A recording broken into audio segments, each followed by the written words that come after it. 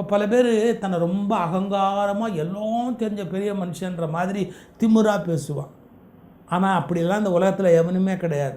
இந்த சர்வஜன்னு ஒரு சொல் இருக்குது. அதாவது எல்லாம் தெரிஞ்சவன் அப்படின்னு தன்னை சொல்லிக்கிட்டு வரவன். அதை பற்றி ஒரு கதை பாருங்கள். கூரத்தாழ்வார்னு ஒரு பெரியவர் இருந்தார். அந்த கூரத்தாழ்வாருடைய மூத்த மகன் பராசர பட்டர்.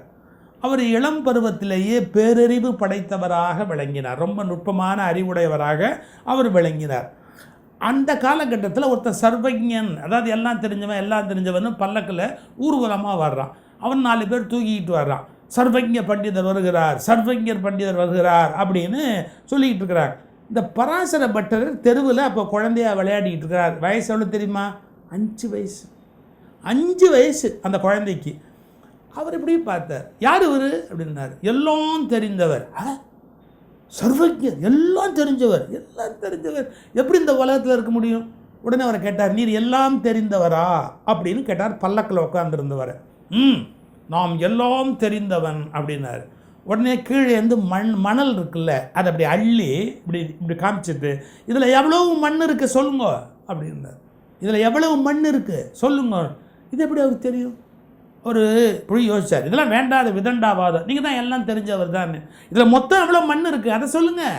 இதில் 4,32,000 எழு கடல் மணலை அளவிடின் அதிகம் எனதிடர் பிறவி அவதாரம். திருப்புகளில் சொல்கிறார், கடல் மணலை யாராவது அளந்து பார்க்க முடியுமா அப்படின்னு கேட்குறார்.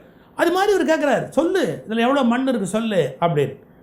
அவர் இப்படி பார்த்துட்டு, எப்பா நீ என்னை ரொம்ப மடக்கிட்ட, நான் இறங்கிக்கிறேன், பல்லக்கை விட்டு இறங்கி எல்லாம் தெரிஞ்சவன் என்னை சொன்னது தப்பு, எனக்கு தெரியாதுன்னு எவ்வளவோ இருக்குது அப்படின்ட்டு நீ என்னை கேள்வி கேட்டியே, எனக்கு தெரியுமா, உனக்கு தெரியுமா பதில் சொல்லுன்னாரு. அவர் சொன்னார், சிம்பிளாக சொல்லலாம், என்ன இது எவ்வளோ மண்ணுன்னு கேட்டால் ஒரு கைப்பிடி மண்ணுன்னு சொல்ல வேண்டியது தானே, ஒரு கைப்பிடி மண்ணுன்னு சொல்ல வேண்டியது தானே, அது கூட உனக்கு தெரியலையாண்ணா. தொப்புன்னு இருந்தால் காலில் விழுந்தான்.